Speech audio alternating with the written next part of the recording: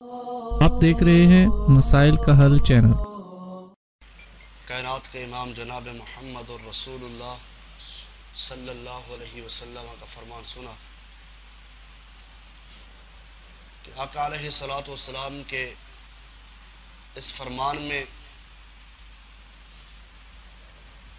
یہ بیان جاری ہوا کہ مومن کو چاہیے کہ اعمال پر ہمیشگی اختیار کرے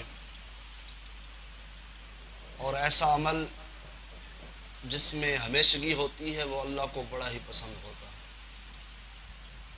ادومھا وان قل، اگرچہ اس کا عمل وہ تھوڑا ہی کیوں نہیں لیکن وہ مسلسل لگاتار وہ عمل کر رہا ہے تو اللہ کے ہاں اس کا عمل محبوب عمل ہے۔ حضرات ذی وقار، ماہ صیام کے اختتام پر جو عمل آپ ماہ صیام میں مستقل طور پر کر رہے تھے اب بھی وہ عمل مستقل طور پر آپ جاری رکھیں۔ جیسے آپ لوگ ماہ صیام کے اندر اپنی زبان کی حفاظت کرتے تھے، اپنی زبان سے جھوٹ نہیں بولتے تھے، اپنی زبان سے کسی کی غیبت نہیں کرتے تھے،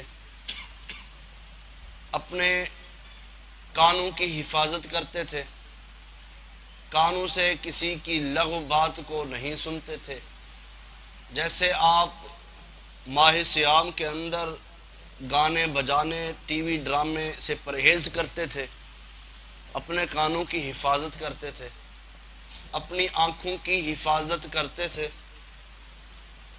جیسے ہی ماہ صیام کے اندر یہ مسلسل عمل آپ کر رہے تھے اب بھی اس عمل کو آپ جاری رکھیں، کیونکہ مسلسل والا جو عمل ہے جس میں تسلسل آتا ہے، جس کے میں اندر ہمیشگی آتی ہے، وہ اللہ کو بڑا پسند ہے، وہ عمل چھوٹے سے چھوٹا ہی کیوں نہ ہو۔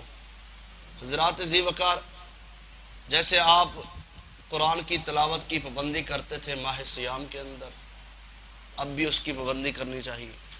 جیسے ماہ صیام میں آپ روزوں کی پابندی کرتے تھے، وہ تو فرض تھے، اب نوافل کی پابندی کرنی چاہیے۔ جیسے قیام اللیل کی ہم پابندی کرتے تھے ایسے ہی ہمیں تہجد کی، قیام اللیل کی اب بھی پابندی کرنی چاہیے، چاہے آپ رات کے 12 بجے پڑھ لیں، صبح سحری کے ٹائم اٹھ کے پڑھ لیں۔ آپ 8 رکعتیں نہیں پڑھ سکتے، 2 رکعتیں پڑھ لیں، 4 پڑھ لیں، پڑھیں ضرور لیکن اس کو مستقل چلائیں۔ یہ مستقل عمل میں نے پہلے حدیث پڑھی کہ اللہ کو پسند ہے، بندہ اللہ کا محبوب بن جاتا ہے جس عمل پر اس کی ہمیشگی ہوتی ہے۔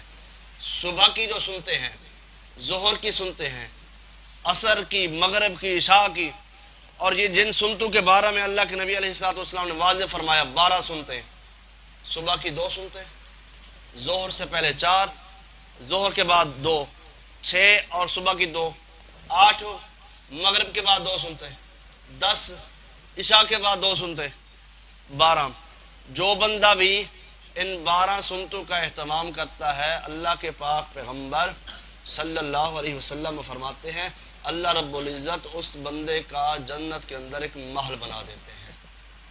اب بندے کی اپنی مرضی کہ ڈیلی محل بنوائے یا نہ بنوائے، اس کے اوپر ڈیپینڈ ہے۔ اگر آپ مستقل عمل کو جاری رکھیں گے تو انشاءاللہ مجھے امید ہے کہ جنت کے اندر ایک محل ہر روز تیار کروائیں۔